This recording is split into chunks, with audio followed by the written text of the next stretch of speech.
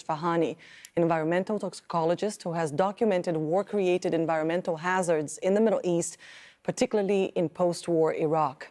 Alex Foley, the co-founder of the Accountability Archive, a web tool documenting Israel's assault on Gaza.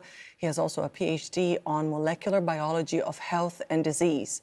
And Liz Darlison, a consultant nurse at University Hospitals of Leicester, specializing in asbestos-related health issues, and CEO of Mesothelioma UK. Thank you all so much for your time. Thank you for being part of the stream today. Alex, if I could start with you, how would you say wars kill long after the conflict itself is over? Sure.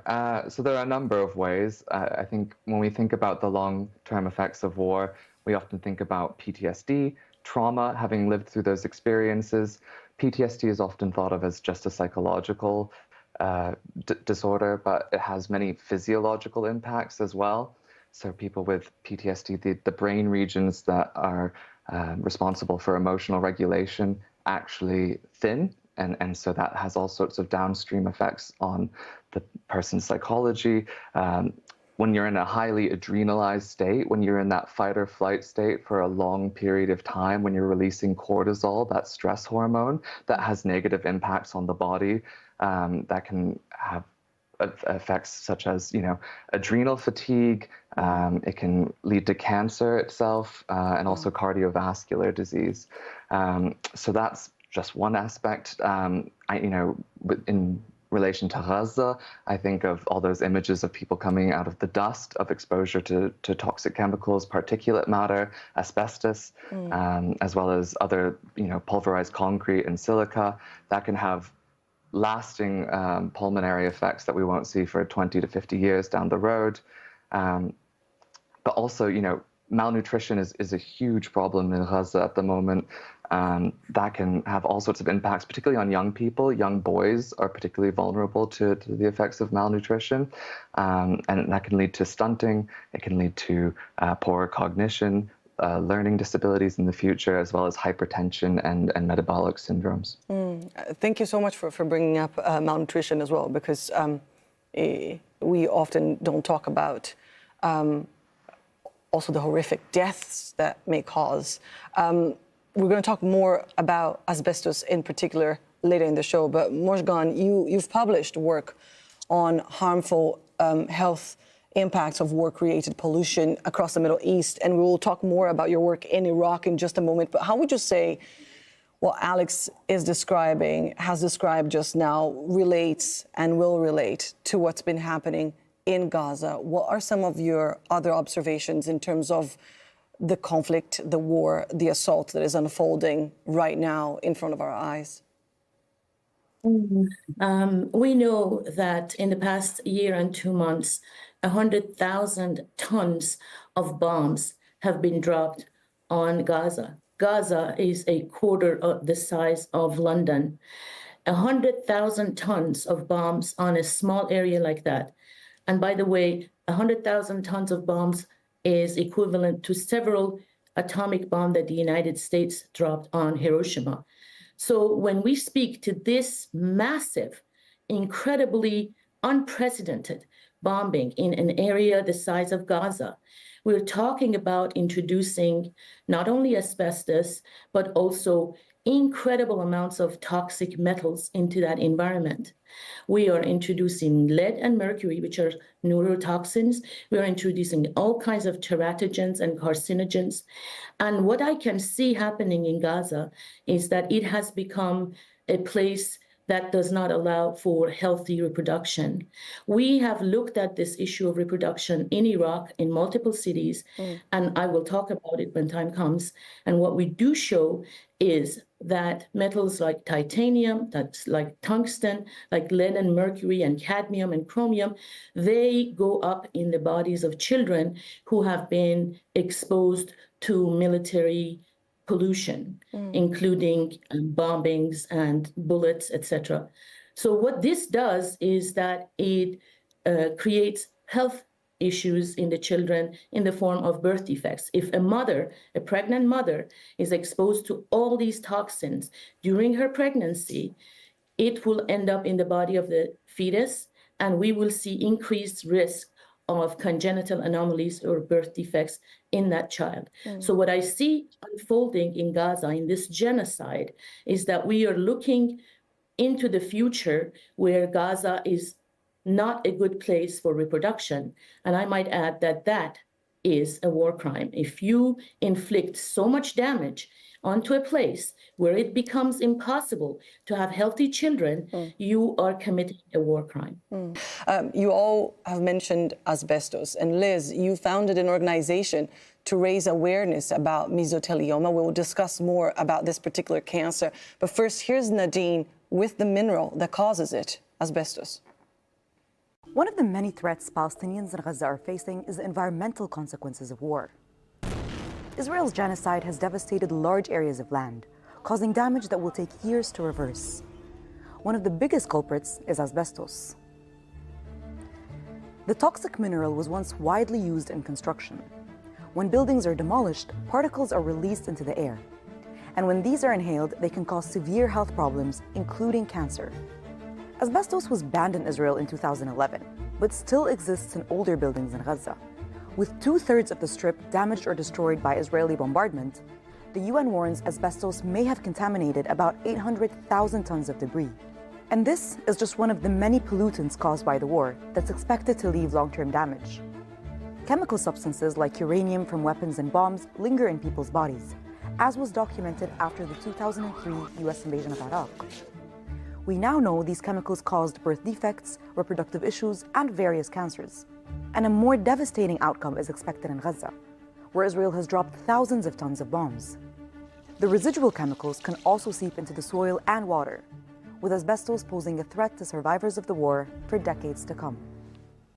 Liz, the UK was the world's largest importer of asbestos. Much like the rest of the world, it has banned the mineral. And as we've been talking about here, in the 37 million tons of debris within Gaza, the UN estimates there are some 800,000 tons of asbestos in there, which means we're talking about children, the elderly, rescue workers, volunteers, everyone inhaling this all the time for the past 14 months. Yeah.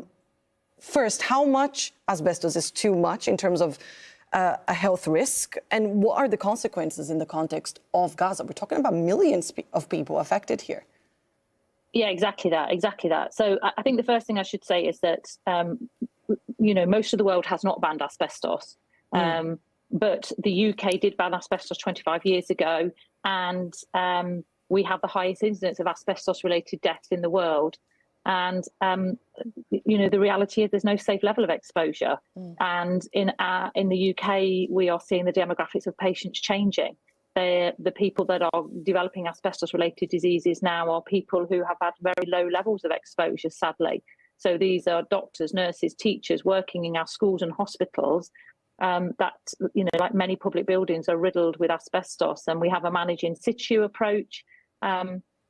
So although we banned the imports and the use of asbestos 25 years ago, many of our public buildings still contain it, and very low levels can lead to you developing mesothelioma, which is this particularly nasty cancer caused by exposure to asbestos. And there are no safe levels. And as one of my fellow panel members has said, often it can take 20, 30 years for that disease to manifest itself.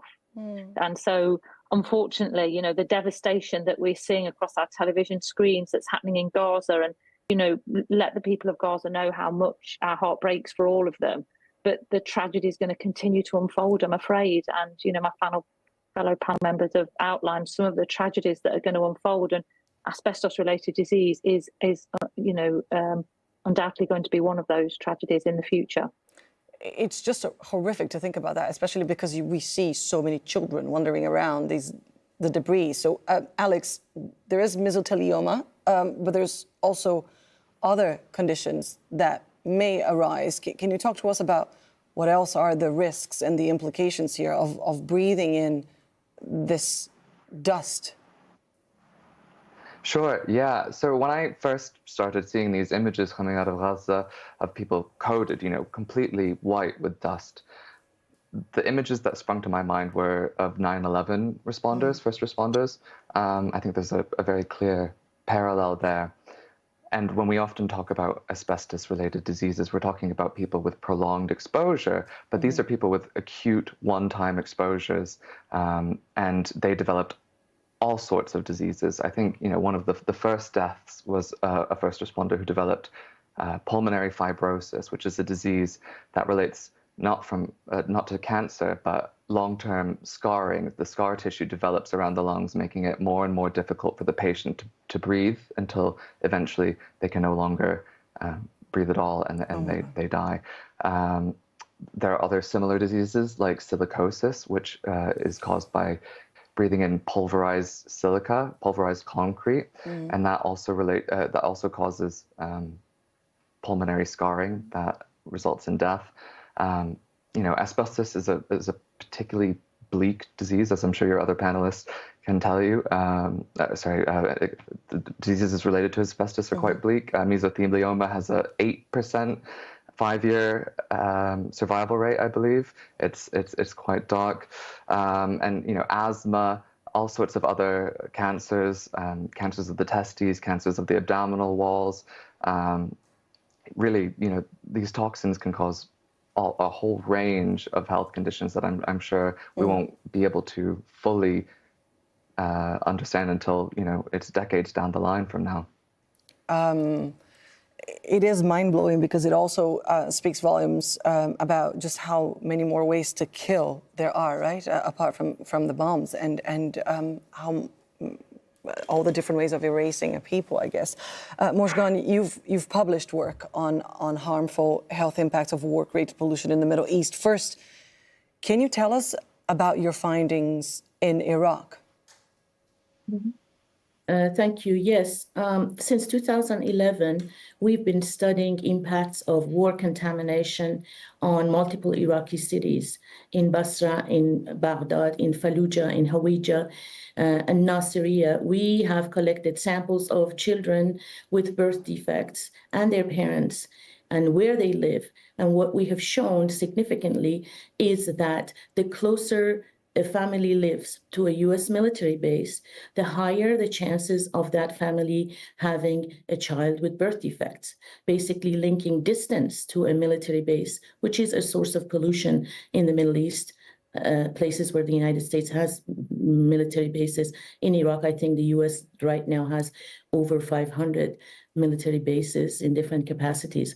So that is one thing we have shown. We have also shown that metals like lead and mercury are extremely high in samples of children with birth defects when you compare it to children who are healthy. We have shown that the same metals are high in the bodies of the parents. So we have a wealth of knowledge about what has happened in Iraq. And my fear is that the bombing in Gaza has been much more intense than bombings in Iraq. And so I would expect to see a hell of a lot more damage to public health in Gaza compared to Iraq. In Iraq, we have shown that titanium, cadmium, chromium, all of these are metals that are supported by a huge industry behind them that feeds into weapons manufacturing. It's important for us to recognize a lot of these metals are not normally found in high toxic levels in our environment. They appear when a place is barbarically bombed, like there was in Iraq, and now there is in Gaza and in Syria. That is when we see these metals released into the environment, and people would inhale them, they would eat them in the food that they eat, and in multiple ways, people get these metals into their bodies. Particularly sensitive are old people, young people, and women who are pregnant. When I see these images out of Gaza, I cannot help but to think what is happening in the bodies of hundreds and thousands of pregnant women in Gaza. What is happening, and I know it to be happening, is they're inhaling, they're eating, they are living in a place of highly toxic metal content, and these metals end up in her bloodstream and in her fetus, and it's impacting that fetus. So it is critical for us to stop this genocide. And again, it's going to have an impact on generations to come. Just to give people a context on birth defects and the numbers of birth defects. Sorry, so Yeah, sorry to interrupt. It's just because the numbers of the birth defects that you have in your study are quite. In 1995, there were 1.37 per thousand births. Yeah. 2003, that rises up to 23 per thousand Correct. births. So that is an enormous increase. And on that particular point of the metals, I just want to share the testimony of Dr. Mohammed Tahir, who volunteered in Gaza, and then get your reaction. Take a look. The last case we just did was a young man who was the subject of an explosive injury. He had penetrating trauma to his chest, and he had a paralyzed right arm. I suspected that he had a brachial plexus injury, but actually I was quite shocked when I found that a single cube-like structure had penetrated the skin, cut through what we call the upper trunk, and then also the lower trunk, and then lodged itself in the skin of his back. And this has left him with paralysis in his right arm, which probably will be permanent because of the nature of the condition, despite our best efforts. So these cubes that are used are perfectly formed cubes. They're made of tungsten, and they are built into weapons that actually are designed to explode and cause maximum damage indiscriminately. Mojgan, your reaction to this, you were nodding the whole way through. What an interesting finding. We have found high levels of tungsten associated with increases in birth defects in Iraq, in Baghdad. This is our last article, which we published in 2024. And to see that this metal is causing so much damage, it's mind-boggling. And I want to restate that these metals are extremely, extremely resilient. They do not break down to anything less toxic for decades. They are stable in the environment. And this is why we get. I can't wait to see what awesome pet is inside this egg. Do you know the answer?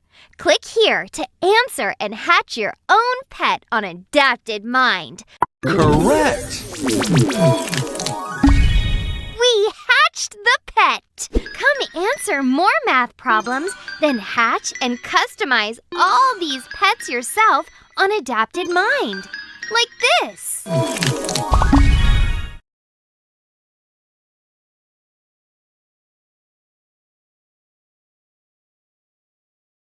And when scientists are allowed there to study the real consequences of this genocide, I also want to ask you, Mojgan, the U.S. has such a massive military, the world's largest, and such a long belligerent history. In terms of number of interventions around the world, they're leaving behind much more than just destruction in the places you've studied, right? They are turning areas into places where life, in the big sense of healthy life, is actually no longer possible. No longer possible.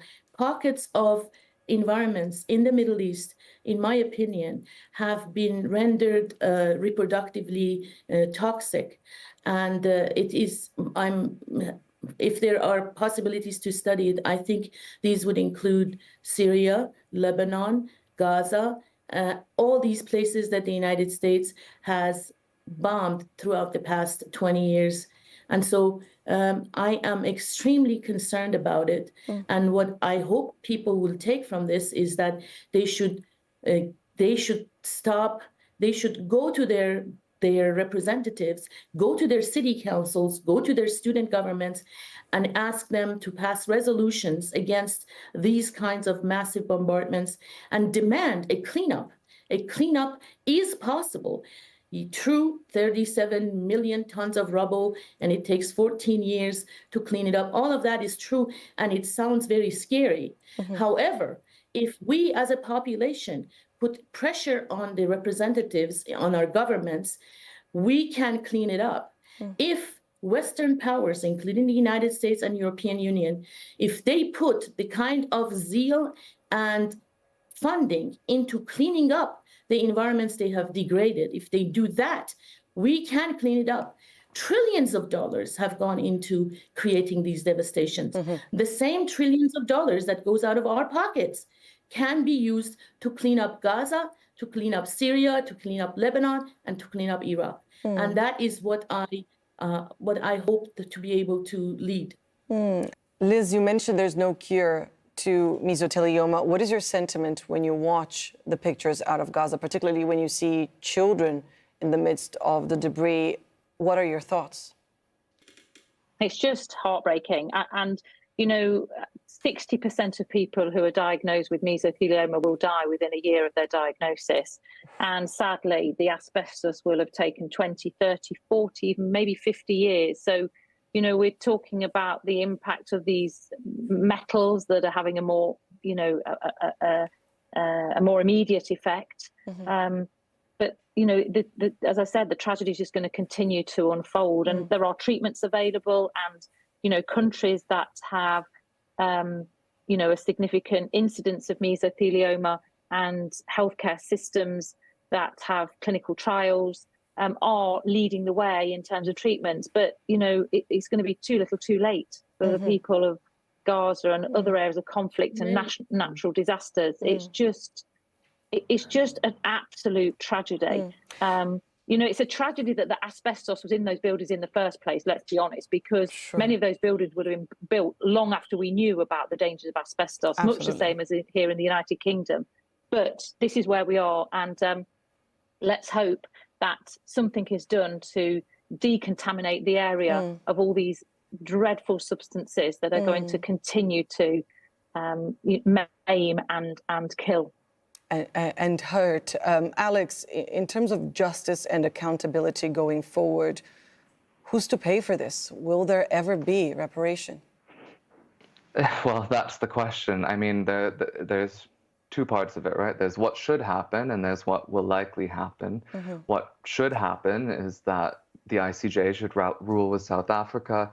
Israel should be found liable for all of this death and quite possibly genocide, and they should be forced to pay for all of the harm caused, including the ongoing health effects that we will see for decades and decades to come. What will happen? I don't know. Likely they will have to go out for a global humanitarian appeal, but that really limits what can be done. Humanitarian organizations are not allowed to rebuild. And so who will do that work? I think the point is that the Israelis do not want them to rebuild, likely. But I want to, I brought up the 9/11 responders earlier, and I think it's an interesting counterfactual because they were America's heroes. They were held up by Congress people, senators as the best of America. And what was done to them? They were left to rot after it was no longer politically useful to hold them up. And it took a protracted, decades-long battle for them to get their fund to exist into the future. Imagine what Palestinians. Does that mean? Exactly. What does that mean for the people who've been forsaken by the world?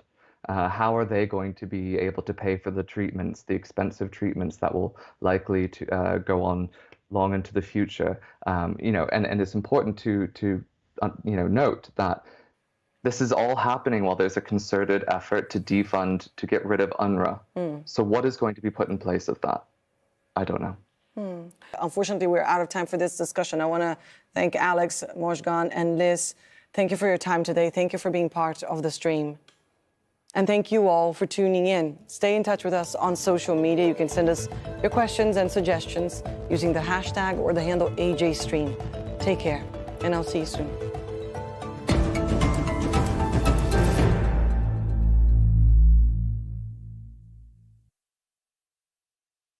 In-depth analysis of the day's headlines. Why is Musk deciding to go up against the US president? Informed opinions. We are in times where resolutions, words, and positions matters not. France was shipping ammunition. The UK continues to send scraps of F-35s. Critical debate. The sanctions have failed to stop the war. The problem is that quite a number of countries help Russia to bypass sanctions.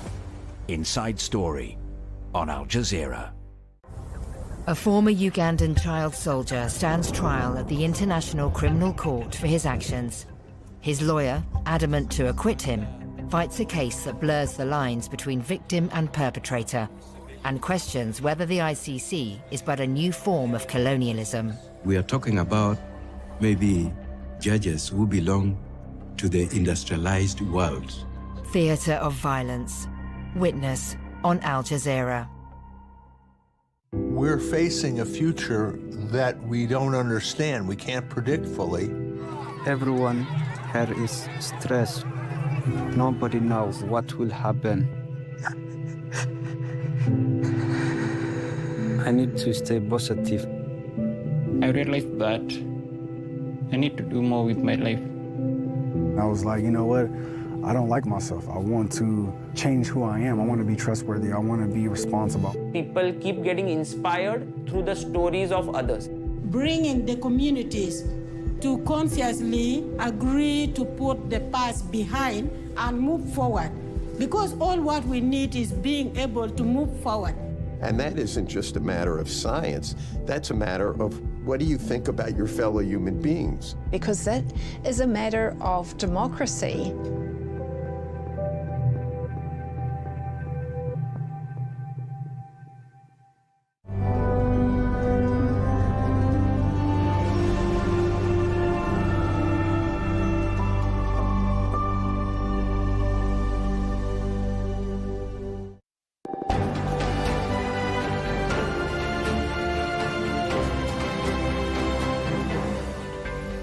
Hello, I'm Neve Barker. This is the News Hour live from Doha. Coming up in the next 60 minutes. This is Gaza's largest health facility, but Al-Shifa today feels more like a room, a waiting room for life and death. Inside Gaza's Al-Shifa hospital, where desperate patients are being turned away because fuel is running out. A choice between starvation or being shot. Another 16 Palestinians are killed while waiting for food in Gaza. Thailand names a new acting premier after a controversial phone call prompted the courts to suspend the Prime Minister. Plus, schools shut in France and red alerts are issued across Europe. The continent is sweltering at temperatures above 40 degrees Celsius. And in sport, tennis world number one Jannik Sinner is on the move at Wimbledon. The Italian is into round two after a straight sets win against his compatriot Luca Nardi.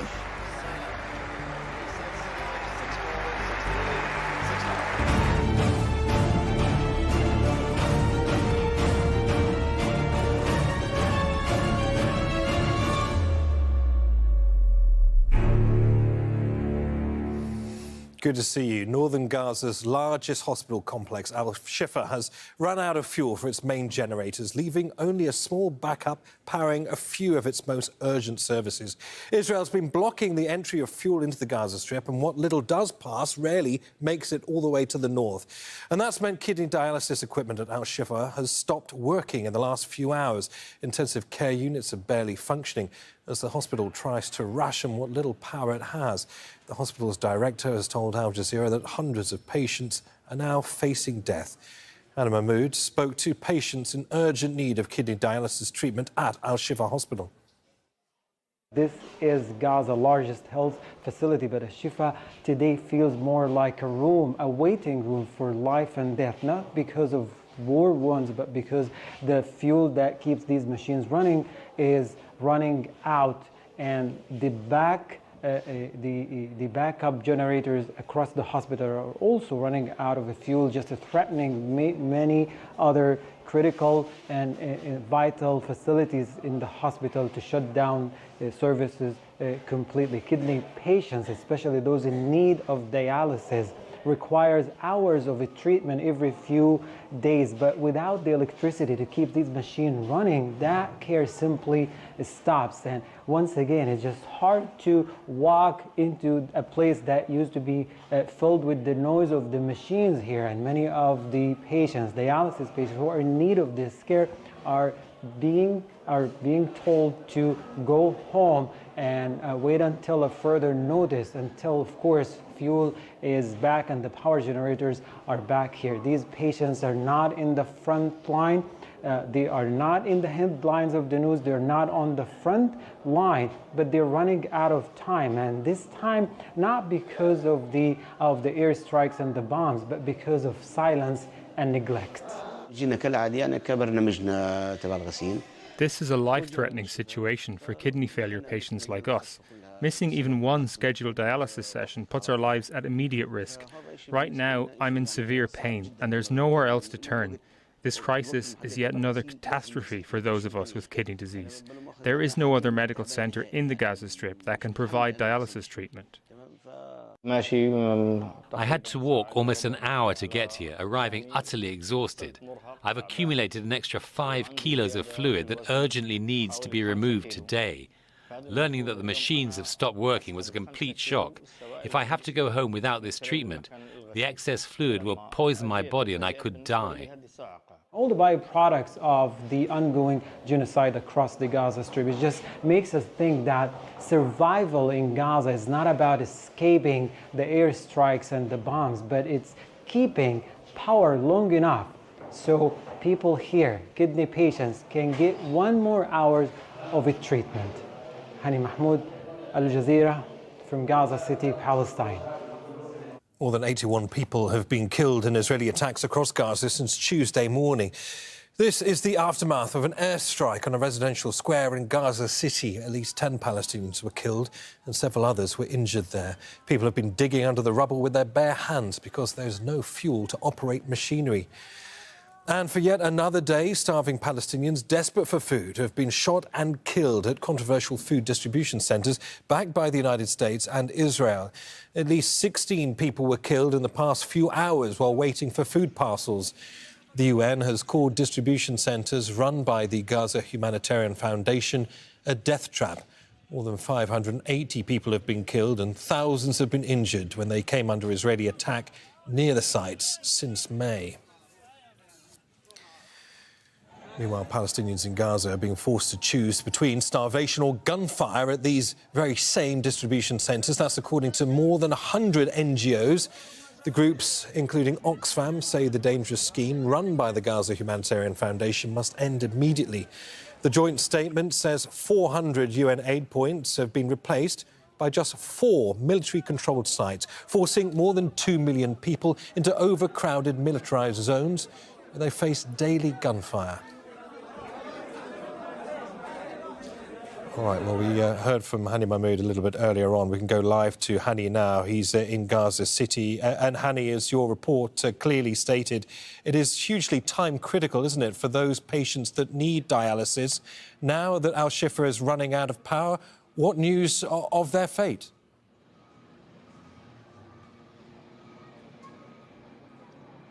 Well, Neve, it's quite uncertain now. We left the hospital with shattered hearts, just seeing those patients being told to go home, knowing that it took them an hour, 30 minutes, 2 hours in some of the cases to walk from where they are sheltering in, because none of them are coming from residential buildings. The majority of areas in Gaza has been destroyed. All means of life have been severely damaged or completely destroyed. Any critical, vital infrastructure have also been destroyed, leaving many of the people are in need of this facility inside a Shifa hospital. But as of today, it was not available. It's likely not going to be available for the coming days as the fuel crisis is deepening due to the ongoing blockade on the crossings and the deliberate Israeli prevention of the injury of much needed basic supplies, including fuel. So, this fuel is just a lifeline now for all the hospitals. It's not just the dialysis department, but also fuel for the ambulance vehicles, for the emergency ward, for the operating theater. And by the way, a Shifa hospital turned from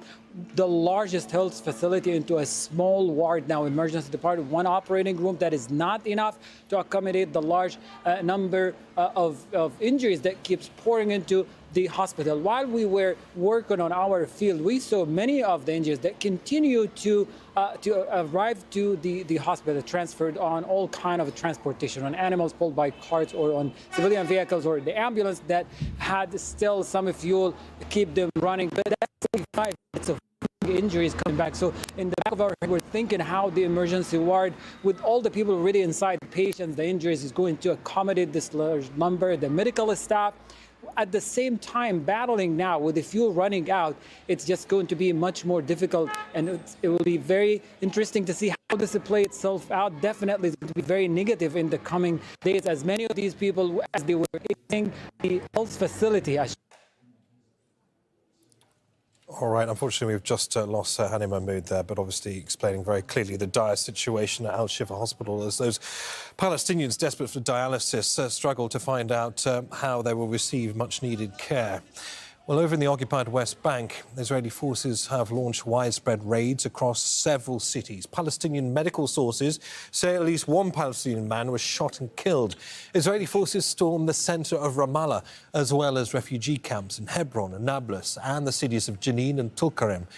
Israel's military has been carrying out daily raids into Palestinian towns, killing nearly 1,000 people in the past 20 months. Austria's foreign minister has affirmed her country's support for Palestinian self-determination during a visit to the occupied West Bank. Austria has been one of Israel's most vocal supporters in the European Union and doesn't recognise a Palestinian state. But the foreign minister says Austria wants to see a two-state solution. I'm here to confirm Austria's support to the right of Palestinians to self-determination in the framework of a two-state solution. It is time to return to diplomacy, to political solutions, and to the negotiating table. US President Donald Trump says he will talk to Benjamin Netanyahu about both Gaza and Iran when the Israeli Prime Minister visits Washington next week. He's coming here. We're going to talk about a lot of things. We're going to talk about the great success we had.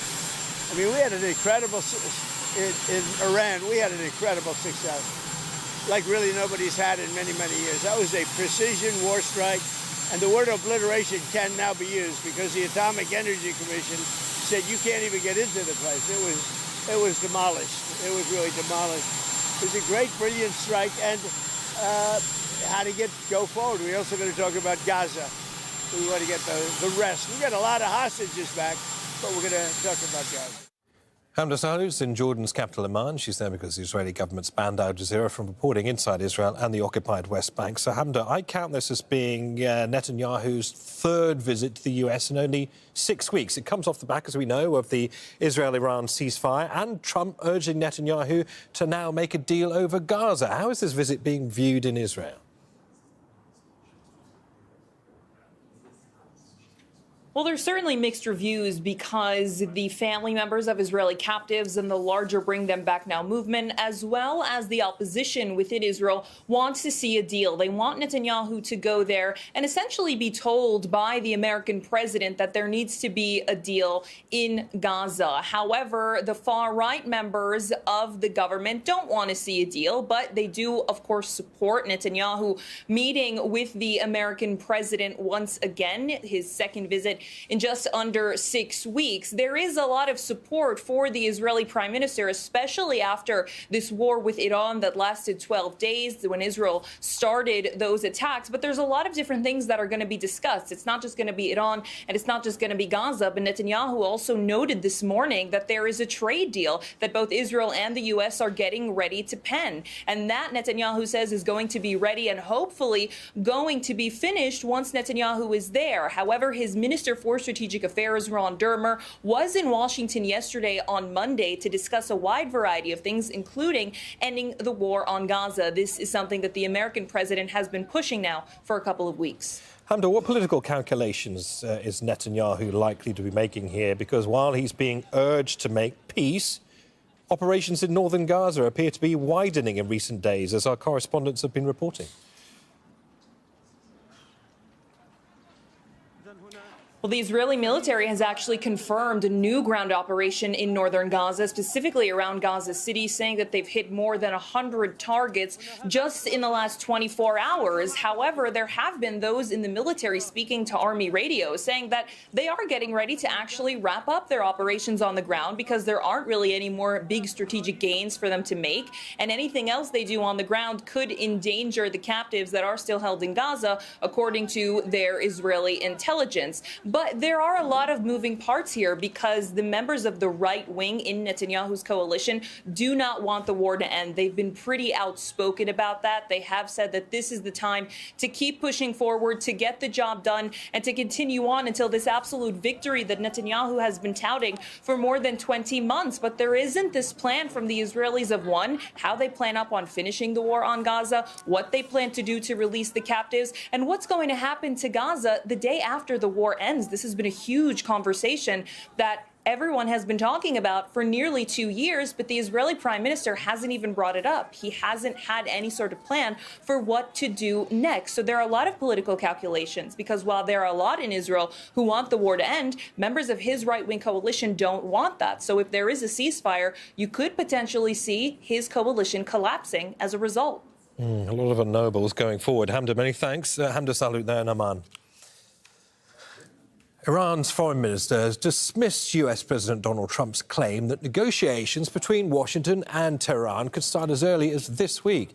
Abbas Araghchi said Iran needs to ensure the US will not revert to more military attacks on the country before it will re-engage in nuclear talks. But he said that the door to diplomacy will never be slammed shut. Israel launched airstrikes on Iran in June on the eve of a fresh round of talks between the US and Iran. Washington escalated the fighting when it bombed 3 of Iran's nuclear facilities before announcing a ceasefire. A funeral has been held for an Iranian nuclear scientist assassinated by Israel, as well as 15 other residents who were killed in the attack. Mohammad Reza Sadeghi Saber was killed in an Israeli strike on his residence north of Iran just hours before a ceasefire came into effect. 12 members of his family were also killed in the attack that destroyed 4 homes and damaged nearby buildings. Saber had survived an assassination attempt on the first day of Israel's strikes. His 17-year-old son was killed in that earlier attack. Ali Akbar-Dareni is a researcher for the Tehran-based Center for Strategic Studies. He says there are no guarantees that the US won't attack Iran again, despite calls to restart nuclear talks. There is no guarantee in international relations. Even if the US gives guarantee that it's not going to bomb Iran again, who's going to buy it? Trump or US guarantees are worthless. The only guarantee in international relations is the cost and benefit analysis. The United States has damaged Iran's nuclear facilities, but it carried out a war of aggression, and now it cannot control the consequences of that war. They are talking about returning to negotiations. At the same time, simultaneously, they are threatening to bomb Iran. Iran is taking the actions it needs to take to beef up its air defense systems and to make more weapons, more lethal than before. Why there was a ceasefire? The ceasefire was achieved only because the extensive damage inflicted by Iranian missiles on Israel, on Haifa, Tel Aviv, Beersheba, and other places, forced Israel to beg for a ceasefire. That's the only guarantee. Otherwise, you don't expect warmonger Netanyahu. He's wanted by the International Criminal Court for crimes against humanity and war crimes to stop the war unconditionally without achieving any of its goals. So Iran has kept the door of diplomacy open, but I don't see any point for negotiations with the United States, and any guarantees by the US is worthless. The US president's just arrived in the state of Florida for the opening of a new controversial migrant detention center. Donald Trump was joined at the airport in Okeechobee, Florida, by Governor Ron DeSantis and Department of Homeland Security Secretary Kristi Noem. The 3 are now on their way to the facility that's located in an abandoned airstrip deep in the state's wetlands. The centre's being referred to as Alligator Alcatraz because it's surrounded by swamps with alligators and snakes, which officials say could deter detainees from trying to escape. For days, rights groups and environmentalists have been holding protests condemning the centre. The job they've done is fantastic, and this is what you need. And Ron worked beautifully with Kristi and all of the people at Homeland Security and got it done in how many days, Ron? 8 days, a new facility was up and running. So, And Is this the model going forward, Mr. President? It can be. I mean, you don't always have land so beautiful and so secure. We have a lot of bodyguards and a lot of cops that are in the form of alligators. You don't have to pay them so much. But I wouldn't want to run through the Everglades for long. It will keep people where they're supposed to be. This is a very important thing. We're setting records at the board. You know, we had no people come through last month. Zero, no people. But we're going to keep it that way. So Ron did great, and I want to thank him. Well, also deep in the Florida Everglades is Phil Lavelle, who's live for us there. So, Phil, it's not that long ago since Donald Trump was promising to drain the swamp, not build a controversial immigration detention centre on it. The name Alligator Alcatraz has obviously grabbed attention, but beyond the headlines, what real purpose does the Trump administration say this facility will actually have?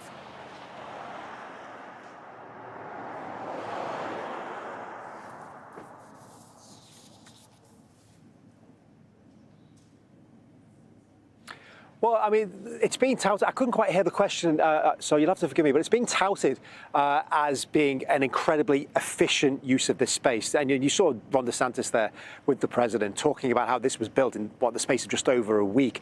And Ron DeSantis is describing this as temporary, although a lot of people in the local area, a lot of the local tribes people are saying this is nothing short of a land grab. But it's basically been described as a one-stop shop by Ron DeSantis. Now, what this means is he is saying that migrants are going to be driven in through the gates, and that's it. They're going to be here and they're not going to leave they're not going to leave through the gates, because what's going to happen is they're going to be held here, they're going to be processed here, and then they will be deported because those planes will take off from this airstrip. And what was really interesting then was to see him and Donald Trump together, because remember, these guys were very, very tight at one point. Ron DeSantis was almost the darling of the Republican Party in the 2022 midterms, and then they had a very big falling out. Donald Trump felt that Ron DeSantis had been disloyal because DeSantis launched a rival attempt to become the Republican presidential nominee. He started calling him Ron the Sanctimonious, one of the typical names that he uses for opponents. And it's really taken Ron DeSantis a lot of effort to try to align himself with Donald Trump's policy to try to get himself back in the president's good favors. Donald Trump had been criticized by Ron DeSantis, who said that when he was president last time, he didn't go far enough with immigration. So Ron DeSantis has really tried to align Florida, perhaps more than any other state, with those hardline policies. But this is perhaps the loudest and the one that is getting the most attention.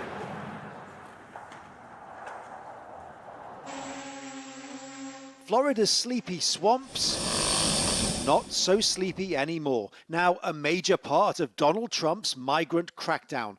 This long-abandoned airstrip in the middle of nowhere transformed into a brand new 5,000 capacity detention center to temporarily hold those arrested by immigration teams before they're deported. As I call it, Alligator Alcatraz.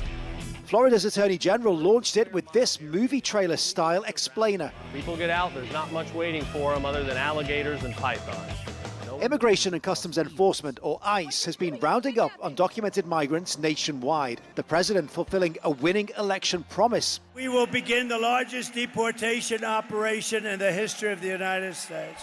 Even mulling the idea of reopening Alcatraz, the infamous California prison on a rock surrounded by water.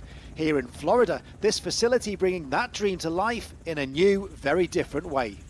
This is an incredibly dangerous place, from the snakes that you can't see to the alligators that you can see. And for every one of these, there are many more that are lurking beneath the surface. Anybody who is on the run here is not likely to get very far at all, which is why the Everglades is proving so attractive to the government.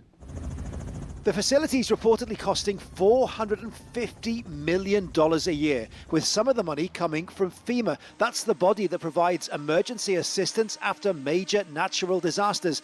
Holding immigrants in a detention camp in the middle of the Florida summer, in the middle of the Everglades swamp, in the middle of hurricane season, in a bunch of tents with no adequate infrastructure, running water.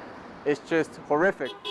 Opponents are also concerned about the environment. The governor has used emergency powers to commandeer the site, and it is surrounded by indigenous land. But the government's leaning in. Local Republicans even selling Alligator Alcatraz merch. The Department of Homeland Security sharing memes of alligators as ICE agents. President Trump and his Homeland Security Secretary will open it on Tuesday as campaigners are suing to close it. But with plans to build another north of Miami and the government cranking up its immigration crackdown, they have a long fight ahead. Phil Lavelle, Al Jazeera, in the Florida Everglades. Well, these are live pictures of the US President Donald Trump at what will be the opening of that controversial detention facility dubbed Alligator Alcatraz. As you just heard there, the self-contained airstrip is surrounded by alligators and python-infested swamps. And migrants, we understand, will be housed in repurposed, soft-sided trailers, similar to those that house people after natural disasters. Immigrant rights activists have called it a dehumanizing facility. He's due to speak a little later there.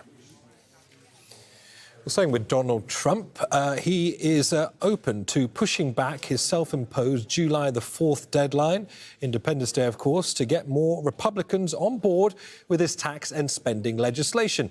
The possible extension comes as debate on his tax bill continues on the floor of the United States Senate. Senators have spent the overnight hours voting on a series of amendments to the legislation. Democrats are pushing for changes to protect public health care services.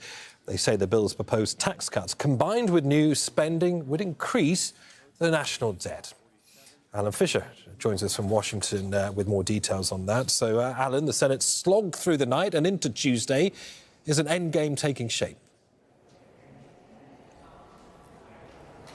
Well, we've been going more than 24 hours now. Certainly, senators were told to be in their seats in about 15 minutes because they were expecting to move towards the final votes. That was an hour ago.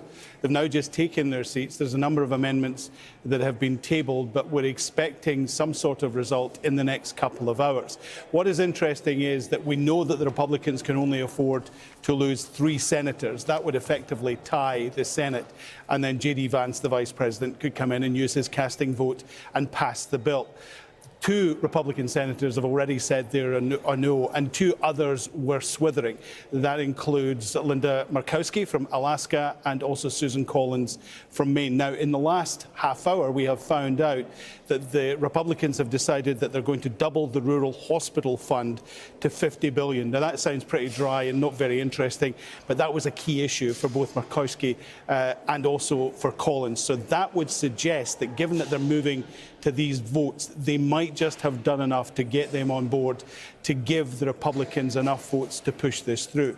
Of course, that doesn't mean that it's all done. This has still got to go back to the House. They've got to look at what the Senate has passed, their figures, and then there's got to be a vote there too.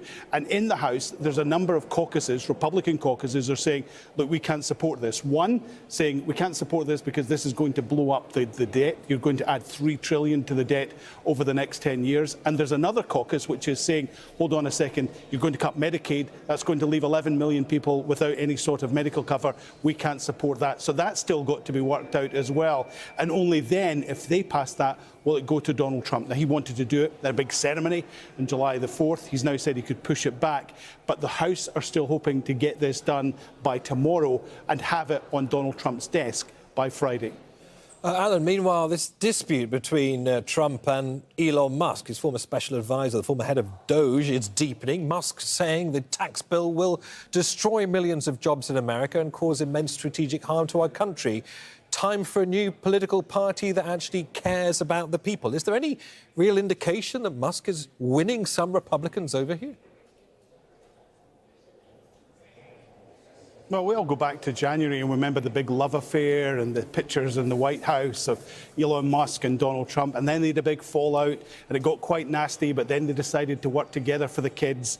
And now it seems as if it's gone horribly wrong again. This time, Elon Musk says it's political suicide for Republicans to back this simply because it's going to add to the national debt. And he's taken his anger out on Republicans who are going to pass it. And he says he will put money in to challenge every single one of them in primaries, which, of course, is where they stand up to the party and say, make me the candidate in the next election. So he's going to pour billions of dollars into this, and he's got billions of dollars to do it. Donald Trump has responded by saying, look, he's really angry that we've taken away some of the tax cuts for his car companies, and we could start looking at other things as well. There's always the possibility Doge could eat Elon Musk. So this looks as if it's a really painful breakup, and it may be that they are never, ever getting back together. Painful breakup indeed. Alan, many thanks for that. Alan Fisher there in Washington. Still ahead on Al Jazeera. Amina Fernandez in Chembani, northern Sri Lanka, where the discovery of a new mass grave is renewing calls for justice and accountability. And back on display, we look at what's been rescued from the wreckage of Brazil's National Museum. In sport, the fans celebrating a moment of history for Asian club football. Salas here with the story.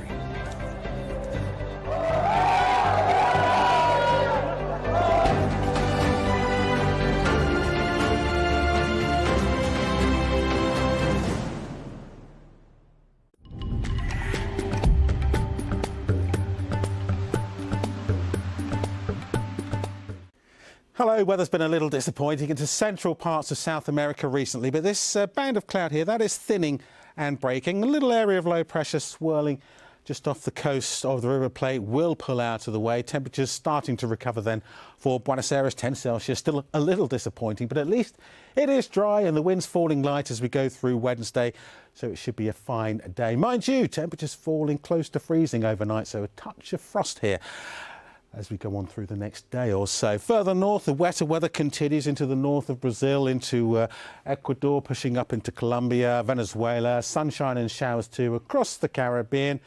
More in the way of dry weather across the islands, though. Not too bad here at all. Some heavier rain into Nicaragua and Costa Rica. And then we have Hurricane Flossie. It does stay offshore, I am pleased to say. Makes its way a little further northwestwards as we go through the next day or so. But western parts of Mexico seeing some heavy downpours. Eastern areas also seeing some wetter weather. That wetter weather creeping its way up into Texas, coming out of New Mexico. A line of showers there just running right up towards the lakes then as we go through the remainder of Tuesday, toppling a little further eastwards with heavy downpours for the Florida Panhandle.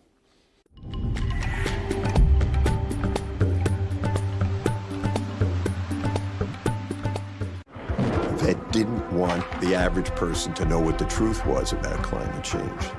Scientists dismissed as prophets of doom. We knew where the temperature was going to go. By leaders seeking the profits of industry. They were publishing reports saying this is not an urgent problem. Could we have changed the course of the climate emergency? Our air is polluted. Our skies are red. Dying Earth, lost futures. On Al Jazeera. Is the United States slowly but surely losing its place as the world leader in research and innovation? Is there any hope for U.S. pressure to end Israel's policy of starvation and killing in Gaza? How is America changing? And where is it heading? A quizzical look at U.S. politics, the bottom line.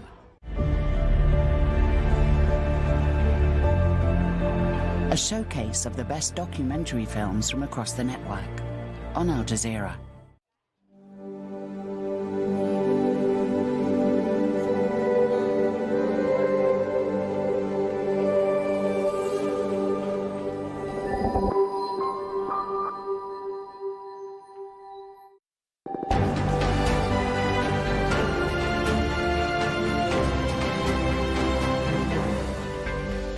You're watching Al Jazeera. Here's a reminder of our top stories this hour. Northern Gaza's largest hospital complex, Al-Shifa, has run out of fuel for its main generators, leaving only a small backup powering a few of its most urgent services. That's meant kidney dialysis equipment has stopped working in the last few hours, and patients in need are being turned away. At least 16 people have been killed on Tuesday while waiting for food parcels at controversial distribution centres. The UN has called sites run by the US and Israel-backed Gaza Humanitarian Foundation a death trap. And US President Donald Trump is in the state of Florida for the opening of a new migrant detention centre. It's being called Alligator Alcatraz. These are live pictures. The facility is being met with pushback from environmentalists and rights groups. Thailand has named an acting prime minister after the country's top court suspended Pattongtarn Shinawatra. Soraya Jungrungagit had taken on the top job after constitutional judges suspended the prime minister pending an investigation into a leaked phone call she held with Cambodia's Senate president.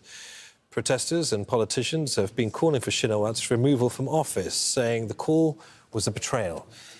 Tony Cheng reports from Bangkok. Thai journalists scramble for a copy of Tuesday's ruling from the Constitutional Court.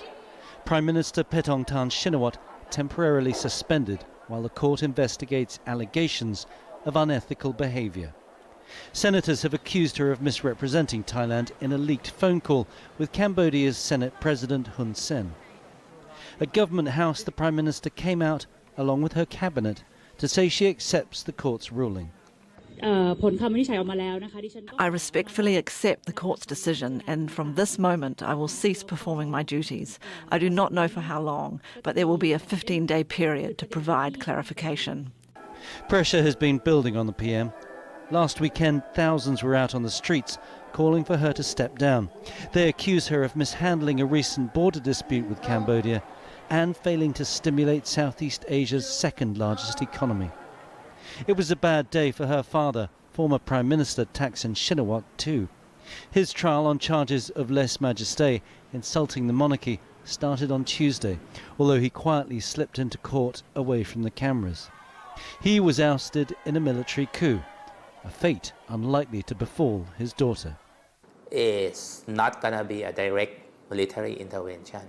Or when you talk about instability, it's not going to be directly from the protests, but from tomorrow for the next at least weeks or months, it's going to be a lot of legal battles.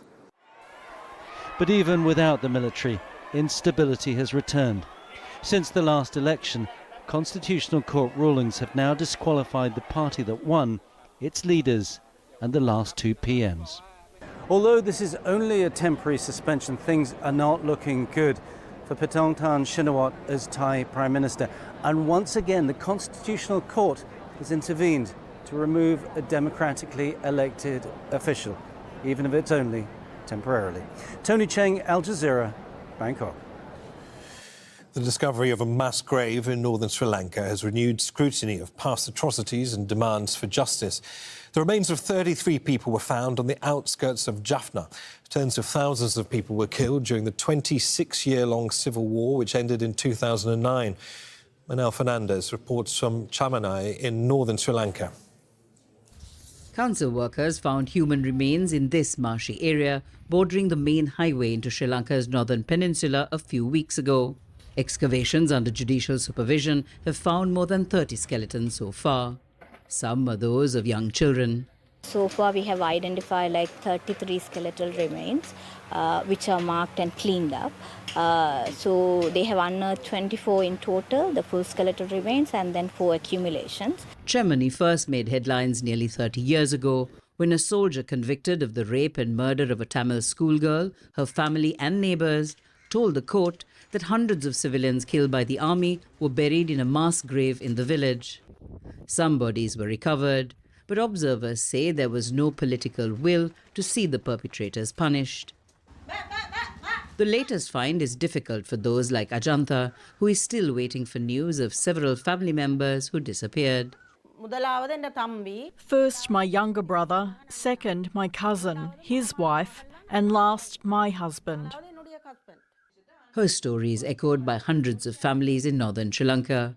Many clutched faded photographs or copies of news articles and complaint letters as they told us of their despair. I had hope and confidence for many years, but now it's already past 30 years.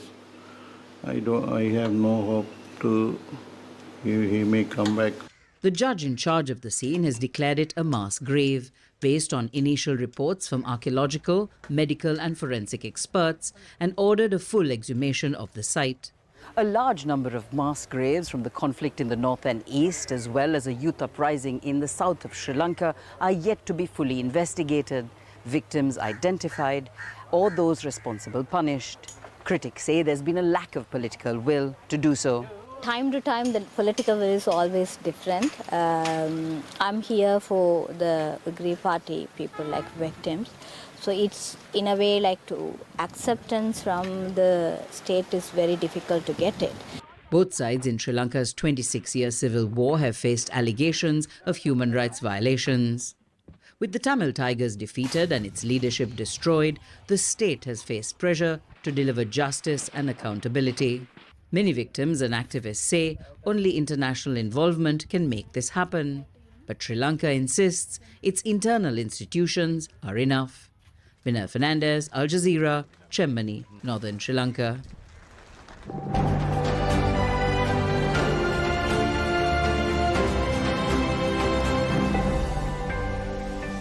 Russian authorities say Ukrainian drone attacks in the western city of Izhevsk have killed at least 3 people and injured dozens more.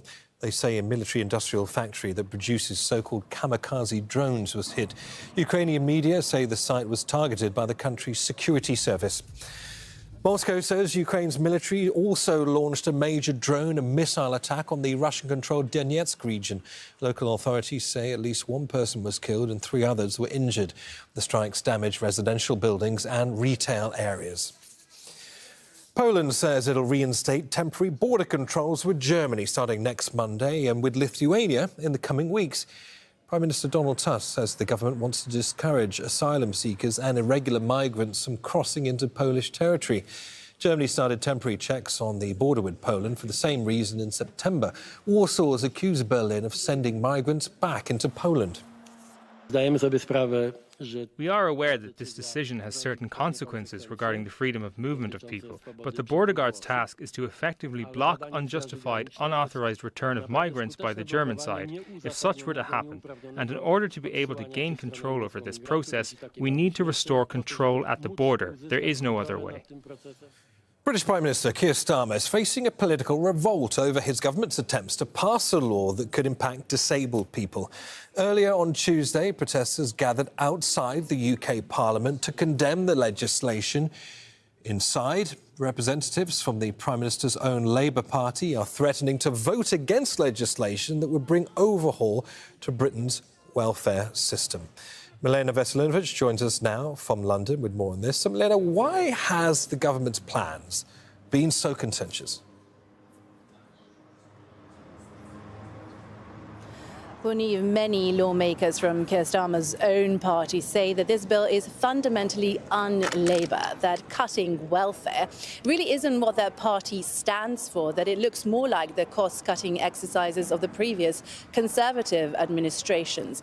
Now, initially, when this bill was first proposed, it was going to make it much harder for certain disabled people to qualify for benefits. It was also going to reduce the level of support that other disabled groups get. But that was met with swift backlash, with about 120 Labour MPs from Keir Starmer's own ruling party saying they will vote against it. That would have been enough to kill this bill. So the government was forced to make a U-turn and do some concessions on some of the cuts, but that doesn't seem to have been enough to fully quell the rebellion. Many MPs are still saying they won't vote this through because the government's own analysis on the impact shows that about 150,000 people will be pulled into poverty by the end of the decade, even with this watered-down version of the bill. Now, earlier we caught up with Diane Abbott, who is the longest-serving Labour MP in the House of Commons, and this is what she had to tell us.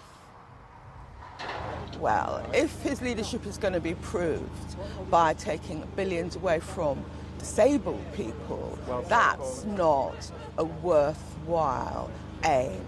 As a Labour government, we should be helping and supporting disabled people, not taking money away from them. Now, for their own part, the government is saying that the welfare bill, as it currently stands, is unsustainable. Now, the UK does spend more on welfare than it does on health or defence, and the UK Prime Minister Keir Starmer is saying that this is more than just about cost-cutting, that it's about helping people to get back into work. But so many of his own MPs disagree with him, so there will be a vote on this later on today, and it really is on a knife edge. It is the biggest test of Keir Starmer's leadership to date. All right, Milena, many thanks for the update. Milena Veselinovic there outside Parliament in Westminster. Introducing John Tung, who's a politics professor at the University of Liverpool. He joins us from Liverpool. Welcome to the programme, John. So, firstly, in your opinion, what's driving these cuts to welfare? How has this Labour government, the traditional party of the political left, been trying to explain it all? Well, what's driving the cuts to welfare is that the current welfare bill in the UK is unaffordable. If you look at the overall level of debt in the UK, that's unaffordable. It's at 2.8 trillion pounds sterling. That's about £39,000 sterling for every man, woman and child in the UK. And although the Labour government, when it came to power, didn't want to cut welfare payments, they quickly saw that the economic situation was unsustainable. And therefore, Keir Starmer, as Prime Minister, has decided to try and cut where possible. But cutting welfare is proving very, very difficult indeed for Keir Starmer, given the lawmakers on his own side who are resisting such cuts. Now, despite concessions offered to the rebels within his own party, it's believed as many as 40 could yet rebel. I mean, down from 126 a few weeks ago, but nevertheless, this could be one of the biggest rebellions against a Labour Prime Minister since Tony Blair was Prime Minister almost 2 decades ago. It doesn't look very good for Keir Starmer, does it? No, it doesn't look good. I mean, a couple of weeks ago, Keir Starmer would have lost the vote. He had to give concessions. That also means, of course, that he doesn't save as much money as he wanted to. He wanted to save £5 billion by his measures. He's only going to save about £2 billion as a consequence of the concessions that he's given. He also is creating, in some ways, a two-tier welfare system because new claimants will not have the same entitlements as existing claimants to personal independence payments. But he had to see off his own backbenchers. He had to see off his own lawmakers by offering some concessions.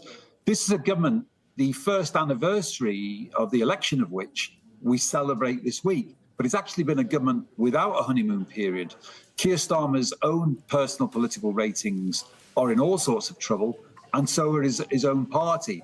So, you know, it's been really, really difficult that the government has not enjoyed the confidence of the British people, notwithstanding the fact the British people elected them a year ago this week. I've never known a government become so unpopular so quickly. And when he was elected, he promised that this would be a decade of national renewal. Those were his words. Is his leadership safe, do you think? His leadership's safe for now, partly because I don't think anyone else really wants the job, given the current economic situation. I mean, the only way to actually cut Britain's level of debt is to achieve economic growth. The problem has been that the economy has only grown very slightly under Keir Starmer. Now, Keir Starmer's Labour government would say, yes, but we inherited a mess from the previous government, and it's completely unrealistic to expect us to simply sort that out within the space of 12 months. The question begged from that is, well, how long will the electorate give this government to sort it out? Because at the moment, Labour's not ahead in the polls. It's Nigel Farage's Reform Party that is comfortably ahead in the opinion polls. Now, Keir Starmer's got plenty of time to turn that round, but the big question is how. And remember that Keir Starmer, as Prime Minister, has offered big spending plans in other departments. He's promised to more than double the percentage of UK defence spend on UK spending on defence. How is that going to be affordable if he's trying to cut spending on the disabled? That is what has caused the unrest on Labour's backbenchers. And those Labour backbench rebels, they're not necessarily going to become compliant just because of a relatively small number of concessions that the Prime Minister has offered them this week. As well as the right-wing, I think it's fair to say, populist Reform Party, also watching from the sidelines the opposition Conservatives, who used to obviously be in power. They seem to be happy to watch their rivals destroy themselves. They too, we understand, will vote against the bill, even though they support a welfare spending crackdown. What are they hoping for? Well, they're just playing politics. The Conservatives are playing politics because they agree that the welfare bill needs to be cut. They agree that welfare payments need to be made more conditional, but they're not going to let Keir Starmer, as Prime Minister, wriggle off this particular hook. They'll take great comfort from Keir Starmer's displeasure. So at the moment, you know, Keir Starmer's fighting on different fronts. He's fighting his immigration policy against Reform. He's fighting the welfare policy against the Conservatives and Reform. And he's got, you know, he's trying to also play the international statesman. Part of the criticism that has come from some Labour backbenchers in recent weeks has been that Keir Starmer is spending too much time on international policy and neglecting domestic policy. In some ways, that might be seen as an unfair criticism, given all the very, very pressing global matters with which Keir Starmer is trying to deal. But you can never neglect your home flank as Prime Minister, And it's quite clear that a lot of Labour MPs, who the Prime Minister thinks should be grateful for being elected, a lot of them were newly elected this time last year. They're not very grateful to the Prime Minister. They don't attribute him, they don't associate him with success. Extremely turbulent first year for Prime Minister Keir Starmer. John Tongue, good to hear your thoughts. Thanks for joining us. Pleasure. The UK and Europe have been experiencing sweltering temperatures, with some areas reaching the highs of 46 degrees Celsius. Authorities have issued a health alert for London and other parts of the country. Scientists say the heat wave is part of a broader trend on rising global temperatures and climate change.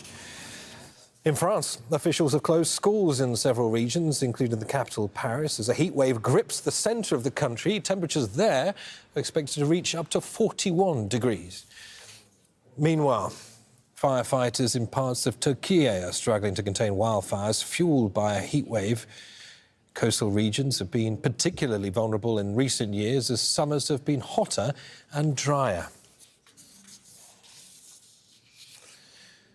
Brazil's National Museum in Rio de Janeiro has partially reopened after a devastating fire in 2018. But as Alex Baird reports, some of the country's heritage will never be recovered. More than 6 years after it was almost completely destroyed, the doors to Brazil's National Museum are finally reopening. Today's event is a very strong symbol because this museum is the heritage of the Brazilian people. The place is 204 years old. It went through a fire in 2018. All Brazilians followed it. A fire tore through the museum for 6 hours in 2018, sparked by a short circuit. More than 90% of the museum's 20 million item collection was destroyed, and the 200-year-old building, the former palace of the Emperor of Brazil, was completely gutted. This meteorite is one of the few objects to survive the devastating fire and is the largest in Brazil. Portions of the museum's library also survived, and a fragment of the oldest human fossil in the Americas. The opening of this exhibition is especially important because it will be the first time since the fire that the public will be able to enter the museum and see collections that survived the fire. The museum's destruction has been described as an incalculable blow to Brazil's heritage.